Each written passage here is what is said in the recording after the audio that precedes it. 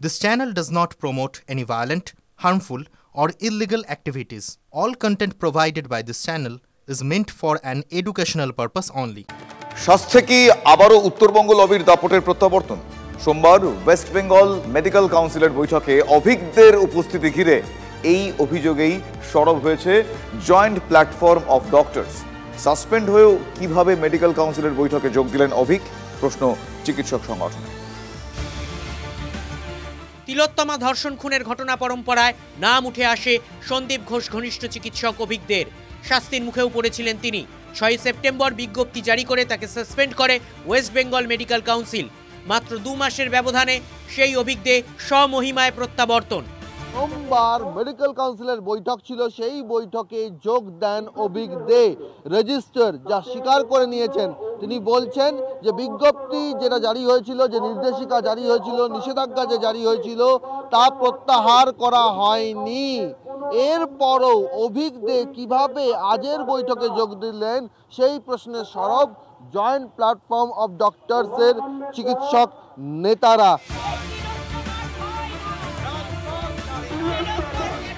এই ধরনের কোনো ঘটনা ঘটতে পারে আঁচ করে বেঙ্গল মেডিকেল কাউন্সিলের সামনে ঘেরাও কর্মসূচি নিয়েছিল জয়েন্ট ফোরাম অফ ডক্টরস। কর্মসূচির কথা জানতে পেরে নির্দিষ্ট সময়ের অনেক আগেই কাউন্সিলের বৈঠক ডেকে নেয় কর্তৃপক্ষ, আর সেখানেই সশরীরে হাজির হন অভিক দে। চিকিৎসক সংগঠনের প্রশ্ন, সাসপেন্ড হয়েও তিনি কিভাবে বৈঠকে যোগ দিলেন?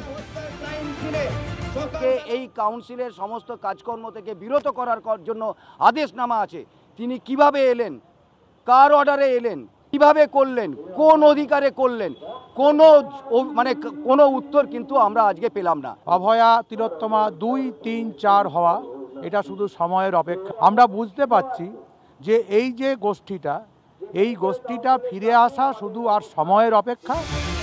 মেডিকেল কাউন্সিলের কর্তাদের যুক্তি, আরজিকর কাণ্ডে নাম জড়ানোয় সরানো হয়েছিল অভিককে, উপযুক্ত প্রমাণ না থাকায় ফিরিয়ে নেওয়া হয়েছে।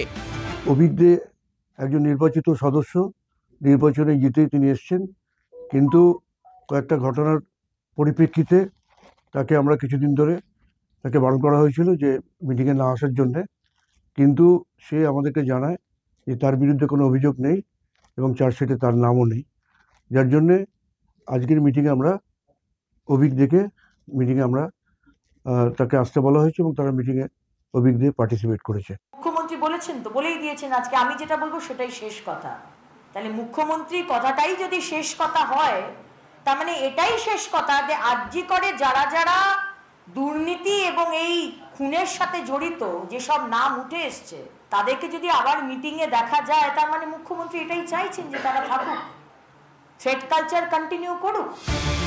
তবে এই যুক্তিতে বিতর্ক থামেনি। প্রশ্ন উঠছে, আদৌ কি সাসপেন্ড করা হয়েছিল অভিককে? বিজ্ঞপ্তি প্রত্যাহারই বা হলো কবে, নাকি পুরোটাই লোক দেখানো?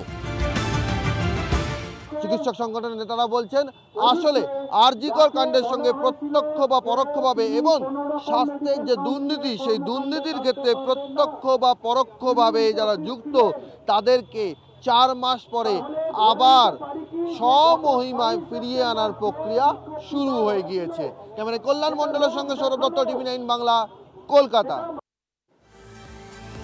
অন্যদিকে নতুন করে রাজ্যের 24টি মেডিকেল কলেজের রোগী কল্যাণ সমিতির সরকারি জনপ্রতিনিধিদের নাম ঘোষণা করল স্বাস্থ্য দপ্তর। মাথা থেকে সরলেও প্রতিনিধিদের তালিকায় নাম রয়েছে তৃণমূলের তাবড় নেতাদের। আরজি করে RKS এর সরকারি জনপ্রতিনিধি হয়েছেন কলকাতার deputy mayor Atin Ghosh. SSKM এ সরকারি প্রতিনিধি করা হয়েছে মন্ত্রী অরূপ বিশ্বাসকে। NRS এ মানিকতলার বিধায়ক সুপ্তি পাণ্ডে।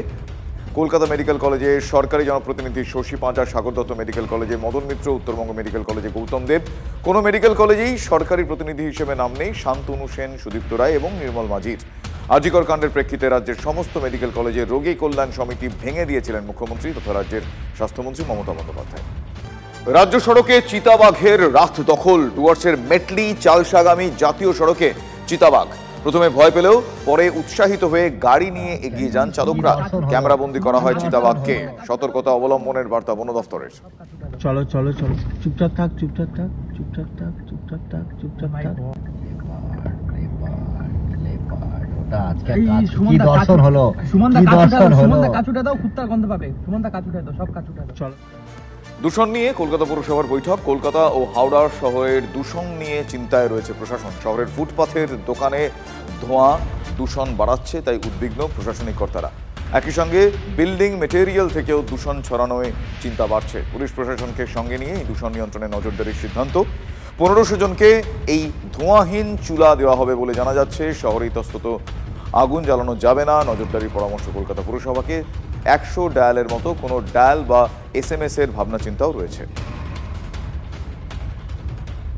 ঠিক যে কিছু পুরনো গাড়ি তারা পলিউশন করছে, কিছু এখন ওই দেখা গেল নিউ টাউনের দিকে কিছু ওই ভেনু তারা ওই কাটা তেল দিয়ে তারা পলিউশন করছে, আর কিছু ডাস্ট এখন প্রবলেম করছে।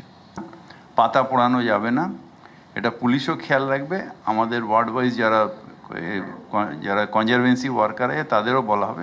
গাড়ি যেগুলো আছে, যেগুলো রাস্তায় ধোঁয়া ছাড়তে ছাড়তে যায়, আমি একটা প্রস্তাব দিয়েছি যে যেমন কলকাতা পুলিশের 100 ডায়াল করলে চটজলদি আমরা পুলিশ পৌঁছে যায়, ঠিক সেইভাবেই যেখানে রাস্তায় ধোঁয়া ছাড়তে ছাড়তে কোনো গাড়ি যাবে, সাধারণ মানুষ যেন সেই ডায়ালে ফোন করে দেয় এবং পলিউশন কন্ট্রোল বা পুলিশ সেই গাড়িটাকে সঙ্গে সঙ্গে অ্যারেস্ট করতে পারে বা ব্যবস্থা নিতে পারে।